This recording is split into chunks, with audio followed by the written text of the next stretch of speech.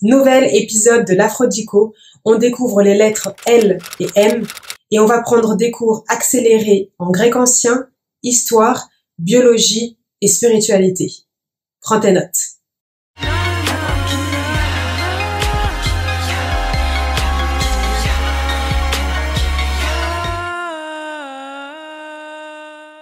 Salut la famille d'Afrique et d'autres terres, moi c'est Nelly. Bienvenue sur Afrochronique KSF. Ici, on promeut l'éveil des Africains et des Afrodescendants pour connaître notre passé, agir dans le présent et construire notre futur. Si toi aussi tu veux soutenir et participer à la revalorisation du continent, abonne-toi, active la cloche pour avoir accès chaque jeudi à une nouvelle vidéo et partage à toutes les personnes autour de toi qui se retrouvent dans nos valeurs. Locoderme vient du grec ancien lokos, la couleur blanche, et derma, la peau. C'est un terme scientifique qui désigne à l'origine tous les individus ayant la peau très claire. Aujourd'hui, beaucoup de personnes ne veulent plus employer les expressions blanc ou blanche et préfèrent le mot locoderme car il est dénué de toute sous-jacente raciste ou racialiste. Lumumba est l'une des figures les plus connues de l'anticolonialisme, du panafricanisme et du combat pour l'autodétermination des peuples. Il dédie sa vie à l'indépendance du Congo, dont il est le premier chef du gouvernement. Il est toutefois vite évincé par des intrigues politiques et un coup d'État mêlant plusieurs acteurs. Des rivaux congolais, la Belgique qui n'a concédé à l'indépendance du Congo que de surface, le Royaume-Uni, la France, l'ONU et les États-Unis dans un climat de guerre qui n'est froide que pour les Occidentaux. En essayant de fuir pour réorganiser la résistance, Lumumba est arrêté avec deux de ses compagnons, Polo et Okito. Ils sont torturés, exécutés, puis leur corps dilué dans de l'acide. Si la Belgique a longtemps soutenu n'avoir eu aucun rôle dans ces exécutions, elle finira par reconnaître, je cite, « À la lumière des critères appliqués aujourd'hui, certains membres du gouvernement d'alors et certains acteurs belges de l'époque portent une part irréfutable de responsabilité dans les événements qui ont conduit à la mort de Patrice Lumumba. Le gouvernement estime dès lors qu'il est indiqué et convenable de présenter à la famille de Patrice Lumumba et aux familles de M. Mpolo et Okito et au peuple congolais ses profonds et sincères regrets et ses excuses. Patrice Lumumba est aujourd'hui considéré comme un martyr et un héros à l'échelle nationale et mondiale. Il faut également rendre hommage à sa femme, née Pauline Opango, qui a marqué les esprits en marchant seins nus dans la rue. Je rappelle que dans la tradition noire africaine, la poitrine n'a aucune connotation obscène. Et c'est logique parce que les femmes ont des seins pour une raison, allaiter ses enfants. Et si tu vois quelque chose de sexuel là-dedans, mon ami, il faut consulter.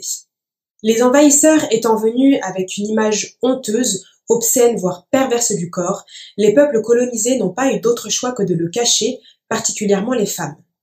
Montrer sa poitrine après des centaines d'années de colonisation, de déshumanisation et de destruction culturelle et environnementale est un acte symbolique très fort de réaffirmation de son identité. Et comme j'utilise des plateformes occidentales, je préfère la flouter. Après son assassinat, le corps de Patrice Lumumba n'est pas rendu à sa famille, forcément vu qu'il a été dilué dans de l'acide, et les autorités refusent que soit visitée sa tombe, qui est donc complètement fictive. Le 14 février 1961, Pauline Lumumba marche seins nus dans les rues de la capitale, suivie des compagnons de son mari, pour protester contre son assassinat et le refus de lui accorder des funérailles dignes. Ils marchent ensemble jusqu'au quartier de l'ONU qui promet à Pauline Lumumba de retrouver le corps de son mari. Comme s'ils n'étaient pas déjà au courant. Pauline est par la suite continuellement menacée, l'ONU ne fait absolument rien et c'est finalement l'Égypte de Nasser qui lui propose l'asile avec ses 4 enfants. Il retourne en RDC quand Patrice Lumumba est reconnu héros national. Reconnaissance initiée par l'un des pantins de sa chute, Mobutu.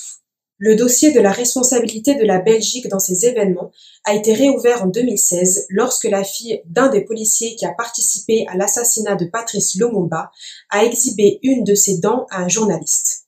Je te partage un extrait de l'article du Figaro qui cite le témoignage du policier. Attention, âme sensible, s'abstenir.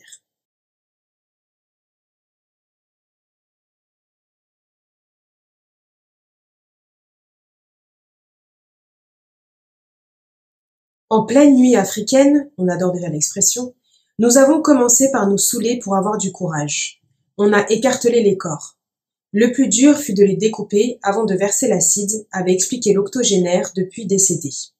Il n'en restait presque plus rien, seules quelques dents, avait ajouté Gérard Zout. Selon le sociologue belge Ludo de Witt, auteur d'un livre sur l'assassinat de Lumumba, Zout avait décidé de ramener avec lui en Belgique ces quelques reliques comme des trophées de chasse.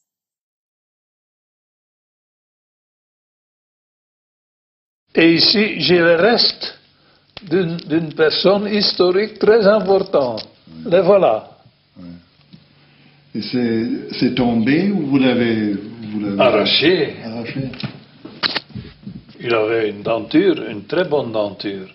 Oui, voilà. C'est couvert avec de l'or derrière. Donc un dentiste c'est identifié ça.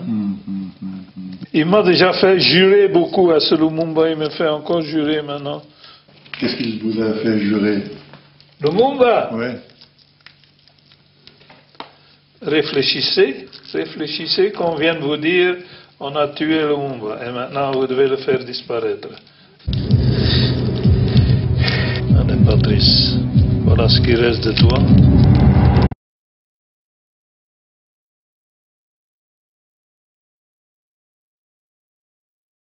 Mélanine vient du grec ancien mélas ou mélanos qui signifie noir. D'où l'expression mélanoderme qui désigne toutes les personnes ayant une forte concentration en mélanine. À peu près tout ce qui compose cette terre a de la mélanine à différents degrés, excepté certains albinos. Mais la mélanine est bien plus qu'un pigment.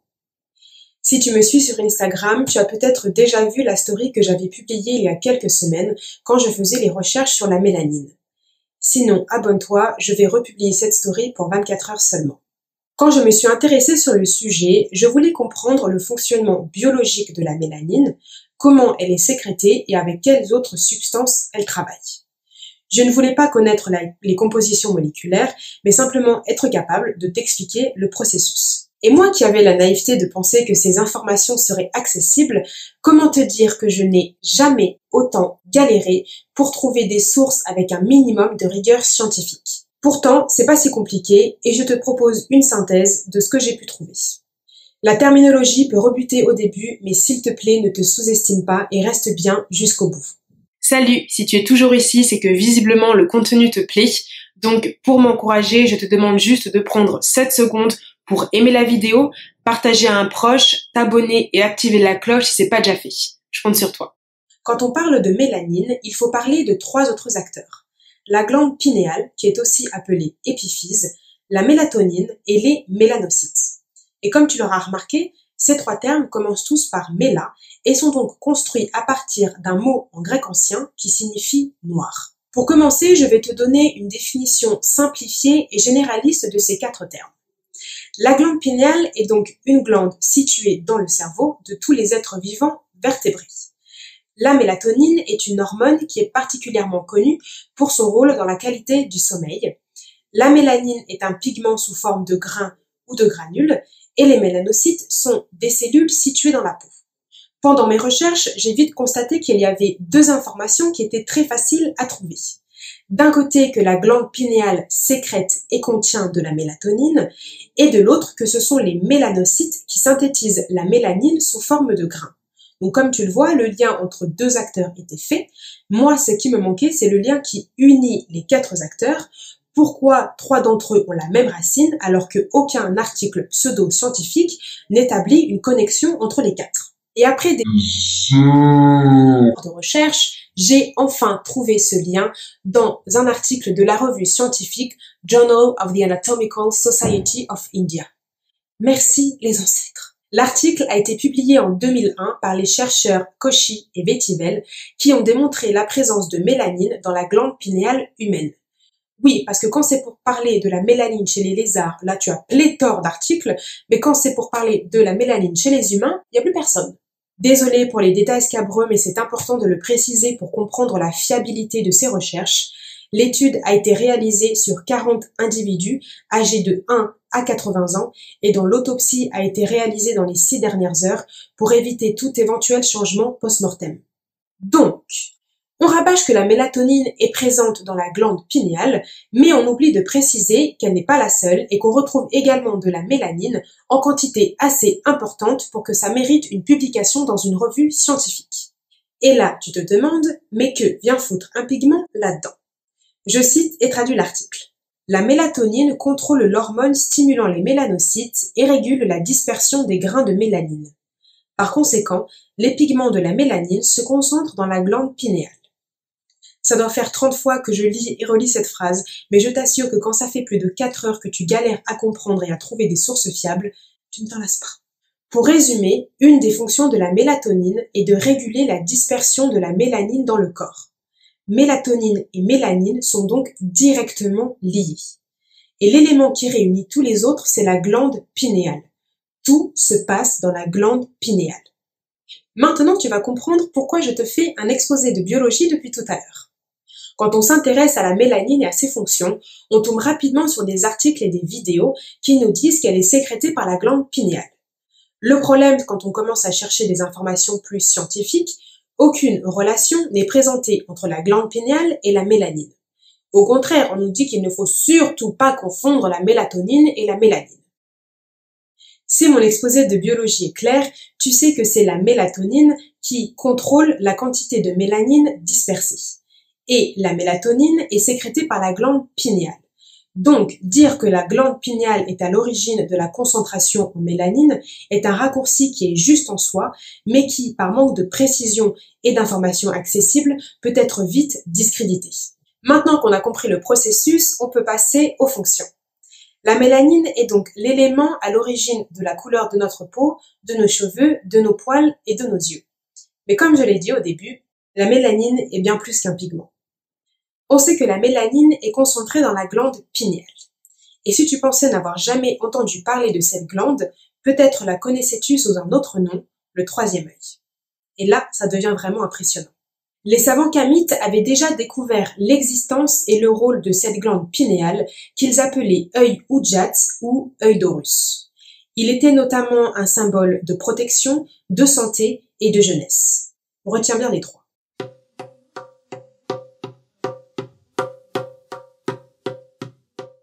Pour les Couchites et les Kamites, le soleil est une des manifestations de la création. Il y a un soleil, donc une création. Grâce aux millénaires d'observation de la nature et de ses lois, ils avaient compris l'importance vitale du soleil, qui était aussi à l'origine de leur pigmentation foncée. Un individu ne peut pas vivre, travailler sous 40 degrés avec une peau claire. Ça, c'est une peau claire. C'est d'ailleurs pour ça que la Nouvelle-Zélande et l'Australie connaissent des records de cancer de la peau. La population européenne qui a envahi ces territoires n'est pas du tout adaptée à l'intensité du soleil. Nos ancêtres avaient donc compris 3 choses. L'œil d'Ujjat produit assez de mélanine pour leur permettre de vivre sous le soleil divin à l'origine de la vie, d'où le symbole de protection, que l'œil d'Ujjat et de mélanine ont un rôle antioxydant dans le corps, d'où le symbole de jeunesse, et qu'ils participent au bon fonctionnement du système immunitaire, d'où le symbole de santé. Oui, c'est lourd. La mélanine a donc une fonction pigmentaire, physiologique, mais aussi spirituelle très forte, étant considérée par nos ancêtres comme un don protecteur de la création.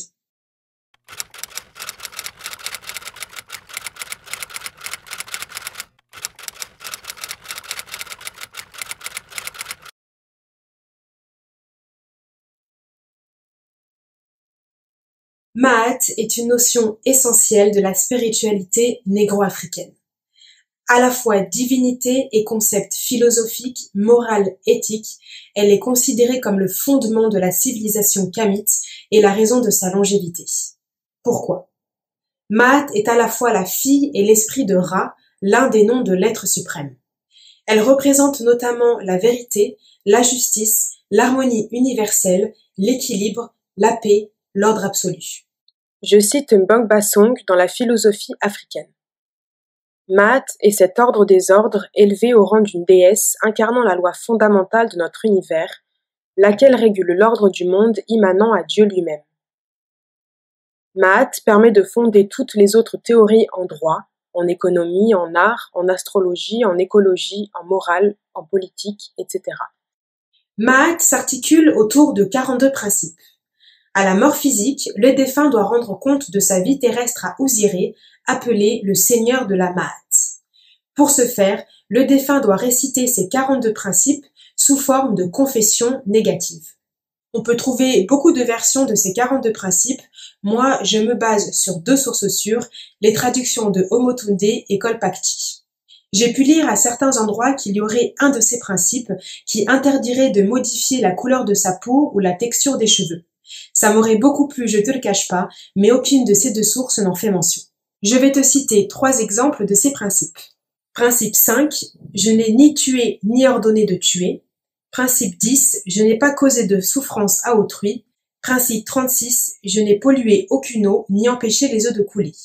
Autant dire qu'aujourd'hui, celui-là, il n'y en a pas beaucoup qui le valident. Après la confession négative, le cœur du défunt est pesé. Si son cœur est plus léger que la plume de la Mahat, il devient un Mahatyu, un ancêtre méritant.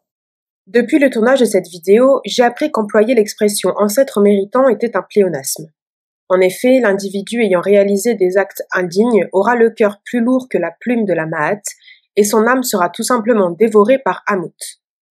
Un ancêtre ne peut être ainsi que méritant. L'enfer et les imaginaires qui lui ont été associés ne sont que des ressorts trouvés pour faire craindre la mort et obliger à suivre un dogme qui sauverait, entre gros guillemets, notre âme pécheresse. Sinon, pourquoi instaurer des jugements et des condamnations parfois plus barbares que l'acte puni lui-même? Mahat est appelé en Bambara Mahangala, en Nyoro Mahano, en Luba Mawega Nangila ou en Fon Maou.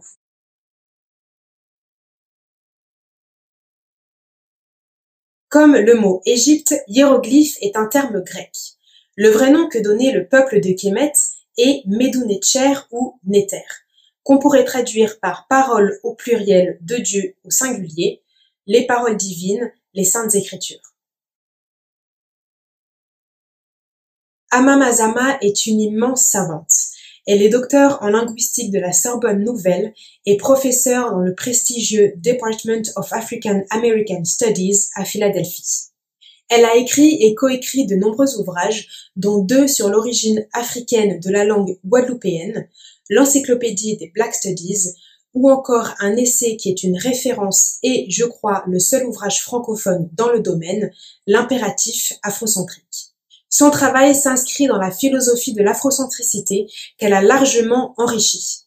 Si tu ne sais pas ce que c'est que l'afrocentricité, c'est là-haut. Amamazama est également prêtresse vaudou et elle a cofondé l'organisation Afrocentricity International qui se présente ainsi. L'afrocentricité internationale soutient l'élévation culturelle, éducative et économique des Africains et ceci participe d'un effort pour créer une forte conscience culturelle et historique. La méthode utilisée par l'afrocentricité internationale est afrocentrique et panafricaine, et de ce fait, elle participe au niveau national et international au développement d'enfants, de femmes et d'hommes africains dont le but est de réaliser la renaissance africaine. Le slogan de cette organisation est « L'unité est notre but, la victoire notre destinée ». C'est déjà fini pour le 6e épisode de l'Afrodico. Il m'a coûté tellement de temps et d'énergie. Là, je suis à la fin de la vidéo, j'en peux plus, mon cerveau est parti. Mais c'est pas grave, j'espère en tout cas que ça t'a appris beaucoup de choses.